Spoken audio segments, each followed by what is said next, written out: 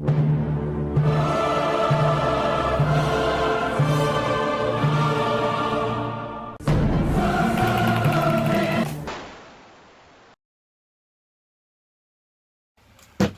back, I'm Captain Xavier, and as promised, today I'm going to be showing off a new loadout that I have assembled. I've been meaning to build myself a better shield loadout for a while, which involved basically creating a pistol belt so I could carry as many pistols as possible, because in our group, if you're using a large shield, you're only allowed to use pistols. But there was no limit to how many you could wield, so I've gone a little nuts. For those of you who are not aware, this is my shield. It is indeed made out of a sled. I put a bit of plexiglass on there so I can look through it and still be able to fire. I also have handles in both configurations, both the Zulu style as well as the tower shield style, depending on whether I'm using it while shooting or using it while using melee. So I can switch my handle depending on which I prefer. It also does have Velcro so that I can attach an XBZ inside it, because in our group, rockets destroy shields completely, so if I come up against another shield, I can simply blow it up. Now, this is arguably too small for me. I am a large fellow, broad in the shoulders, and this doesn't quite cover me all the way, and it definitely leaves my feet exposed. And I like that. I like that it's not so big that it is entirely broken, that a good shot can still take me out. But I can still block a lot of shots. People tend to aim for my feet. I have been tempted to add some kind of skirting so that I can protect my feet a little bit, but I haven't yet. So that is the shield that I use, and I have been tempted to put either a weapon sheath, a sword sheath of some kind, or pistol holsters or whatever, but I didn't want it to get too cumbersome. The XBZ is fairly light, and so it was the most convenient place to put a rocket launcher. I do now have a very small pistol one, but it's fairly inaccurate.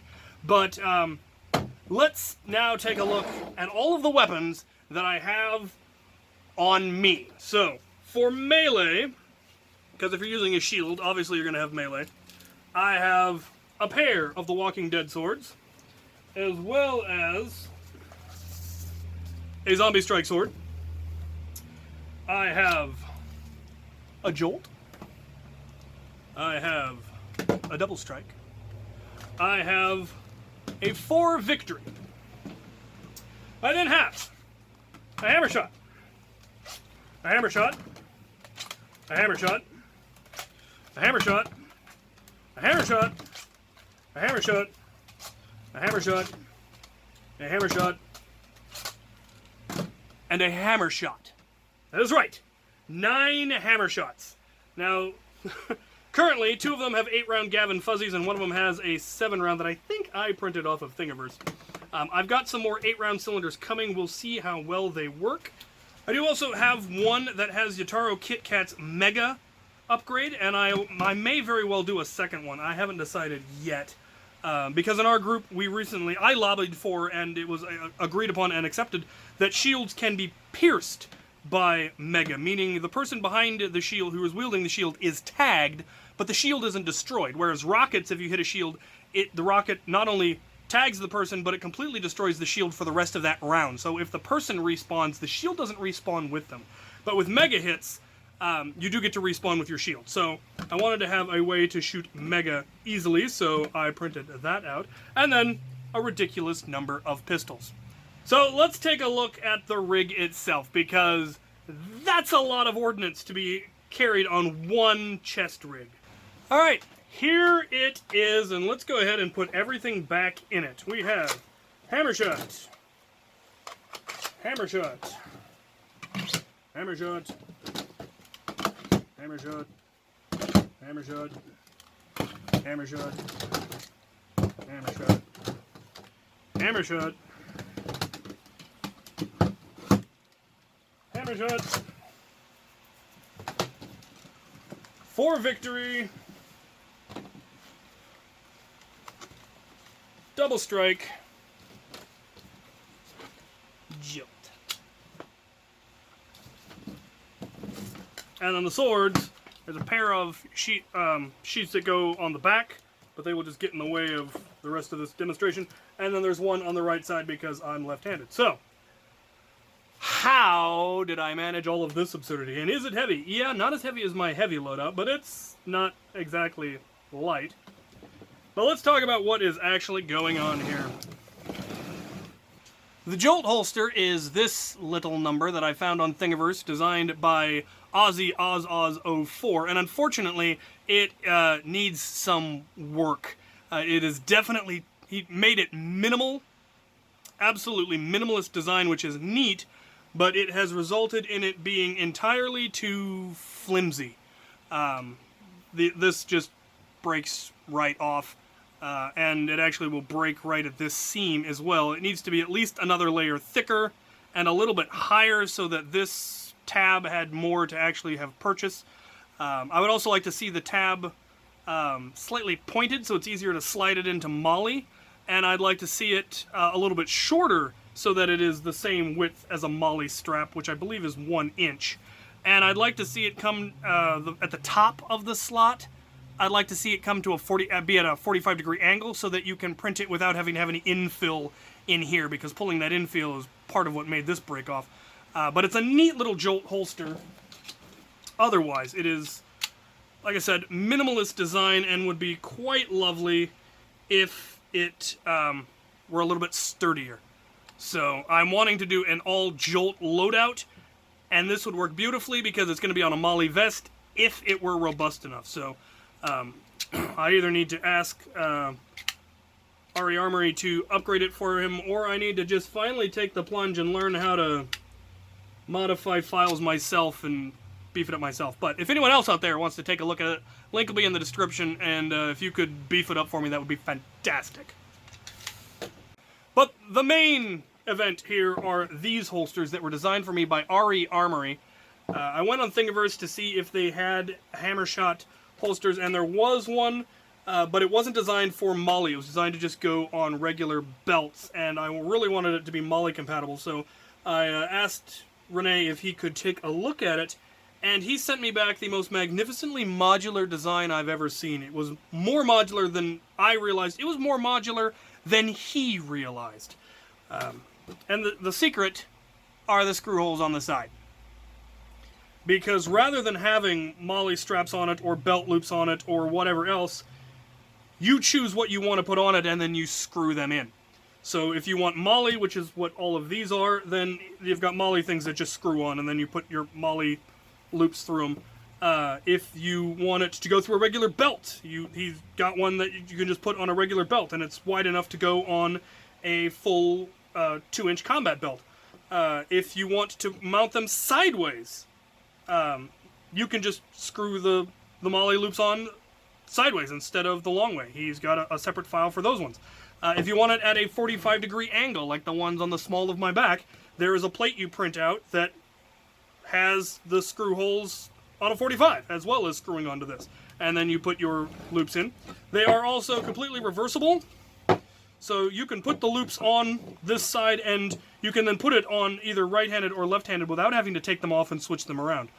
There are holes on both sides because he made a personalized plate that I can put on here, and I printed one, and I have misplaced it. But it's got my X-Strike logo on it, and it's going to be lovely when I get them all printed and painted. Now, they were designed for hammer shots, and they fit them quite well. The first iteration that he sent me, which this was a Mark I, were a little bit too tight and made it difficult to draw. And so I simply stretched it 1 millimeter longer, 1 millimeter taller, 2 millimeters wider, and now they fit in absolutely perfectly. They slide in. There's just enough friction that they're not going to fall out when you're running, and they're absolutely magnificent. The other thing that I later discovered, well, I decided to see were there any other pistols that would fit, and it turns out the Sweet Revenge will in fact fit. And what's really cool is they will fit in either direction just as well. So you don't even have to reverse it to be able to put Sweet Revenges in either direction, which is pretty darn cool. So looking at the belt, there are 7 that go around the waist, 2 at the small of the back on 45s, and then 5 arranged on the belt itself. I have 4 of them facing to the left because this is meant to be used with a shield, so I'll primarily be drawing left-handed. I do have the one on the far right-handed, as well as one on the small of the back that would need to be drawn right-handed in the event that my shield gets blown up and I end up having to dual wield. So that is an option, and obviously I can draw from this side. It's just not quite as easy. There are then 2 more on the left leg, because again, it's primarily meant to be a left-handed loadout. I haven't decided if I'm going to have a right leg. I'm leaning towards not. I did get 2 thigh rigs, and I may just use one in a different loadout entirely. Because, again, the shield's going to be on that side, and I couldn't really think of anything good to put on that side. One thing that this does lack is a currently elapsed dump pouch. I did order one, and I'm not sure if I'm actually even going to be able to find a place to put it. Possibly underneath one of the 45s, so that I can still carry darts to reload if I ever have downtime in the battle. But I also considered putting that on the right leg, but, you know, with this loadout, with a shield, it's hard to reload because you've got the shield in your hand and there's nowhere to put the shield. I could put a shoulder strap on the shield, which would allow me to let go of the shield and use my right hand, but I'm more inclined to just go with a dump pouch and reload as I get opportunity. The other pistols, those shoulder holsters that I got from GearBest, they actually fit in here perfectly as well. This is the one that I modified with elastic so that I can use a for victory. This one I currently have not modified, so it will fit a double strike best, though I am tempted to go ahead and take it in and make the elastic upgrade so that I can, but we'll see. And then on the left shoulder strap, there is the Jolt, because why not? On the shoulder we have the 2 swords, as well as one here on the left or the right side. This one gets a little hard to draw when you've got all the pistols, so that would be one that you'd have to pretty much have ditched them all. So the back ones are much easier to draw. So, yeah, that is my shield slash pistolier loadout, which is absolutely ridiculous and absurd. This came about because I've got a guy in our group, one of the Dart Rangers, who runs hammershot only loadouts most of the time. That is his preferred loadout, and he does it very, very well and very successfully. But I felt his loadout needed an upgrade. So that was part of why I started looking into this. I decided I just wanted to make him a hammershot pistol belt. And then I decided I wanted to make myself one.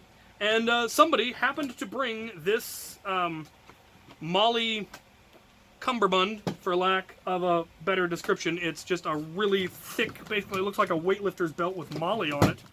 And I have strapped it backwards. Usually it would buckle in the front, and then you have, you know, heavy stuff on the back of it. But I decided to flip it around so I'd have more Molly in the front, so I could get the full 3 pistols. Otherwise, I would have not been able to get quite as many, or I'd have more in the middle of my back that I couldn't reach. So that is how I decided to run this loadout, and I definitely plan to run this in the next war and see how completely absurd it proves to be. I'm also hoping by that war to have the Jolt loadout put together. That will be going on a full vest that has Molly, and I'm going to try to get as many Jolts on a vest as I possibly can, because why on earth not?